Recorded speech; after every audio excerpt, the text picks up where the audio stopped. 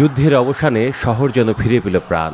ভোর হতে না হতেই তেহরানের রাজপথে নেমে আসলো মানুষের ঢল, হাতে জাতীয় পতাকা, মুখে মার্গ বার ইসরায়েল, ইরানিদের চোখে মুখে জয়ের উচ্ছ্বাস। যুদ্ধবিরতির ঘোষণা আসার পরপরই রাজধানী তেহরান সহ ইরানের বহু শহরে শুরু হয় বিজয় র্যালি। 12 দিনের রক্তক্ষয়ী সংঘাত শেষে ইসরায়েলের পিছু হটাকে ঐতিহাসিক জয় হিসেবে দেখছে ইরানিরা।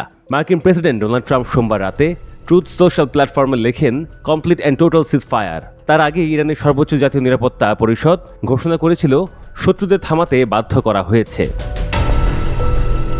13 জুন শুরু হওয়া ইসরায়েলি আগ্রাসনের বিরুদ্ধে জনতা, সামরিক বাহিনী ও রাজনৈতিক নেতৃত্ব যে ঐক্য দেখিয়েছে তাই এই বিজয়ের মূল চাবিকাঠি বলে জানিয়েছে ফার্স্ট নিউজ এজেন্সি। ইরানের নিরাপত্তা পরিষদের বিবৃতিতে আরও বলা হয়, শত্রুর মূল পরিকল্পনা ভেস্তে দিয়ে ইরান বাধ্য করেছে তাদের পরাজয় স্বীকার করতে। তেহরানের বিজয় র্যালিতে নারীরা ছিল স্বতঃস্ফূর্ত, শিশুদের হাতে পতাকা, তরুণদের কণ্ঠে স্লোগান।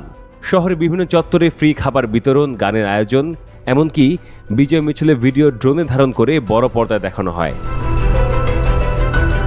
এই যুদ্ধ ছিল একতরফা আগ্রাসনের বিরুদ্ধে এক সুশৃঙ্খল প্রতিরোধের গল্প।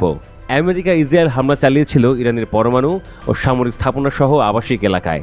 এতে মারা যান অন্তত 610 জন বেসামরিক মানুষ, যাদের মধ্যে 13 জন শিশু। জবাবে ইরান ক্ষেপণাস্ত্র ছুড়ে ধ্বংস করে একাধিক ইসরায়েলি ঘাঁটি, এমনকি যুক্তরাষ্ট্রের কাতারস্থ সামরিক ঘাঁটিতেও আঘাত হানে ইরানি মিসাইল। আন্তর্জাতিকভাবে নজিরবিহীন এমন পাল্টা জবাবেই বদলে যায় যুদ্ধের ধারা। ইসরায়েল বলেছে তারা নাকি যুদ্ধের সব লক্ষ্য পূরণ করেছে, কিন্তু বাস্তবে যে ছবি ফুটে উঠেছে তা ভিন্ন।